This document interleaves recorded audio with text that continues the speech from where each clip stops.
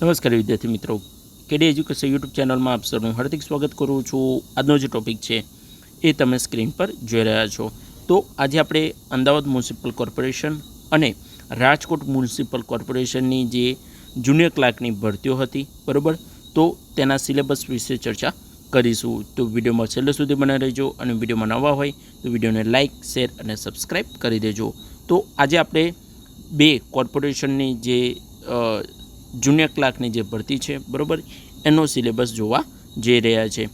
જે તમારી આ જે જુનિયર ક્લાર્કની ભરતી છે, બરાબર, એની પ્રિપરેશન કરવી હોય તો syllabus is most important point છે, બરાબર। સિલેબસ થ્રુ જો તમે તૈયારી કરશો તો 100% તમે સિલેક્શન થવાના જે ચાન્સીસ છે, બરાબર, એ બની શકશે।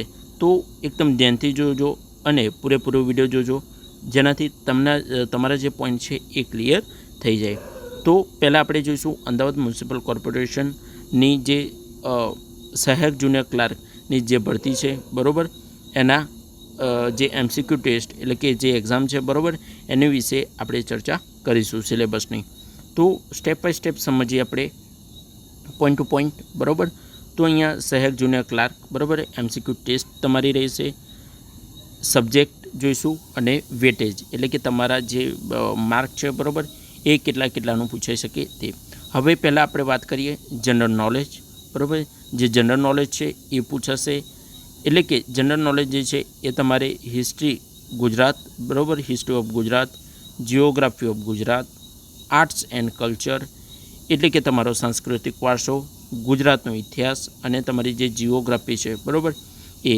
પછી અહીંયા કોન્સ્ટિટ્યુશન ઓફ ઇન્ડિયા એટલે કે બંધારણ, કરંટ અફેર્સ, બરાબર, ઇન્ડિયા અને ગુજરાતનું, એન્વાયરમેન્ટ એટલે કે પર્યાવરણ અને જનરલ એડમિનિસ્ટ્રેશન, બરાબર। એના બાદ ગવર્મેન્ટ સ્કીમ એટલે કે ગવર્મેન્ટની જે યોજનાઓ છે, બરાબર, એ એટલે કે જે પોઈન્ટ છે, બરાબર, જે સબ્જેક્ટ છે એ તમારે કુલ 20 માર્કના તમારે રહેશે, જે સંપૂર્ણ કવર થઈ જશે। એના બાદ આગળ વાત કરીએ નંબર 2, તો ગુજરાતી ગ્રામર આવશે, બરાબર, એ તમારે 10 માર્કનું રહેશે। એના બાદ ઇંગ્લિશ ગ્રામર, તો એ તમારું 10 માર્કનું રહેશે। એના બાદ number 4 logical test and reasoning ability, એ તમારું 10 માર્કનું રહેશે। એના બાદ નંબર 5 તો બેઝિક ઓફ કોમ્પ્યુટર એટલે કે કમ્પ્યુટરના નોલેજ વિશેનું તમારે 15 માર્કનું રહેશે। એના બાદ number 6 Ahmedabad city and AMC એટલે કે અમદાવાદ મ્યુનિસિપલ કોર્પોરેશન એટલે કે અમદાવાદ જિલ્લો અને અમદાવાદ મ્યુનિસિપલ કોર્પોરેશનનું જે બંધારણ છે, બરાબર, એનો જે ઇતિહાસ છે એનું તમારે 15 માર્કનું રહેશે। મિત્રો મોસ્ટ ઇમ્પોર્ટન્ટ છે, બરાબર, તમે સારા એવા તમે માર્ક આમાંથી ખેંચી લાવો છો, 12 માર્ક તમારા પરફેક્ટલી ક્લિયર થઈ જાય। જે AMCની જે વેબસાઇટ છે, બરાબર, એમાં હેરિટેજ સાઇટ છે, એમાંથી જ સૌથી વધારે પૂછાય છે, બરાબર। તો તમારે એક વખત આ જોઈ લેવાનું રહેશે। એના બાદ વાત કરીએ નંબર 7, તો મેથેમેટિક્સ 5 માર્ક, પછી એથેમેટિકલ એબિલિટી તમારે 5 માર્કનું રહેશે। Basic of coding and auditing તમારે 10 માર્કનું રહેશે, એટલે કે કુલ જે છે એ તમારું 20 માર્કનું આ રહેશે સબ્જેક્ટ।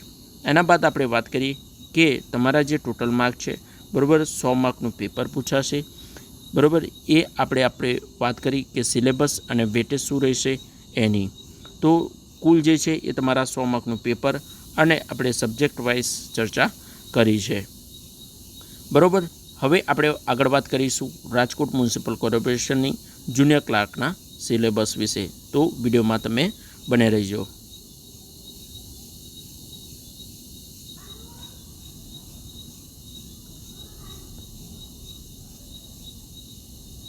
તો ચાલો મિત્રો આપણે જોઈએ રાજકોટ મ્યુનિસિપલ કોર્પોરેશનની જે જુનિયર ક્લાર્કની 128 જગ્યા હતી, બરાબર, એના સિલેબસ વિશે।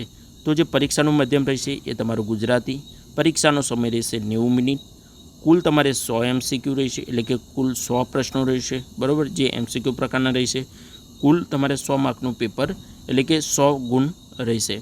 નેગેટિવ માર્કિંગ મિત્રો નથી, આમાં જે છે એ નેગેટિવ માર્કિંગ આવશે નહીં। એક સારો એવો પોઝિટિવ પોઈન્ટ છે, બરાબર, જે તમારા નેગેટિવ પોઈન્ટ છે એ કપાશે નહીં। હવે આપણે વાત કરીએ જુનિયર ક્લાર્કની લેખિત પરીક્ષાના સિલેબસની વિગતો. તો અહીંયા તમને સબ્જેક્ટ આપવામાં આવે છે અને જે વેટેજ છે બરાબર પ્રશ્નો ગુણ આપવામાં આવ્યા છે. નંબર 1 જોઈએ તમારું સામાન્ય જ્ઞાન એટલે કે જનરલ નોલેજ અને કરંટ અફેર્સ જે 25 માર્કનું રહેશે.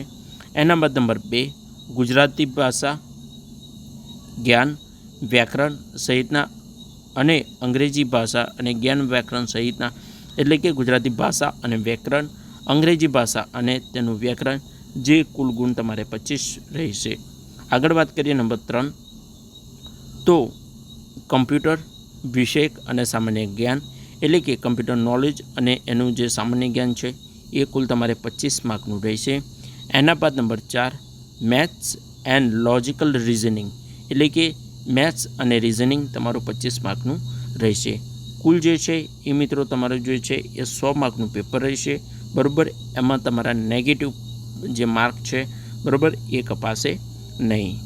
આમાં કુલ 128 જગ્યા હતી. એના બાદ અમદાવાદ મ્યુનિસિપલ કોર્પોરેશનની સારી એવી જગ્યાઓ હતી બરાબર. 600 સમથિંગ જગ્યાઓ મારા ખ્યાલથી હતી, આનાથી ઓછી બી હોઈ શકે બરાબર મિત્રો. અને આ જે છે એ કુલ 128 જગ્યા છે. આમાં સિલેબસ થ્રુ જો તમે તૈયારી કરો છો તો તમારું સિલેક્શન 100% થવાના ચાન્સીસ વધી જાય છે, જેનાથી તમને ક્લિયર થઈ જાય છે. સારું એવું સબ્જેક્ટ વાઇઝ તમે તૈયારી કરી શકો છો બરાબર. વધારાનું લેન્ધી સિલેબસ જે છે બરાબર એ તમારે વાંચવાનું થતું નથી. જેટલું બને એટલું જે પણ આરએમસી હોય કે એએમસી બરાબર એના સિલેબસને વળગીને જો તમે તૈયારી કરો છો તો 100% તમારા જે છે એ ચાન્સીસ રહી છે સિલેક્શન થવાના. તો મિત્રો આ પોઈન્ટ ક્લિયર થઈ ગયા છે. જે આપણે આરએમસી અને એએમસીના જે જુનિયર ક્લાર્કની જે ભરતી હતી બરાબર એનું સિલેબસ જોયું, જે ઘણા બધા વિદ્યાર્થીઓને આ વિડીયો ઉપયોગી બની રહી છે. જો મિત્રો વિડીયો ઉપયોગી બની રહે તો એક વખત તમે વિડીયોને લાઈક અને બને તો શેર કરવાનું તમે ભૂલશો નહીં, જેનાથી બીજા પણ વિદ્યાર્થીઓને ઉપયોગી નીવડી શકે. તો મિત્રો એક નવા વિડીયોમાં આપણે ફરી જ એક નવા ટૉપિક સાથે મળીએ. તો રજા આપજો. નમસ્કાર.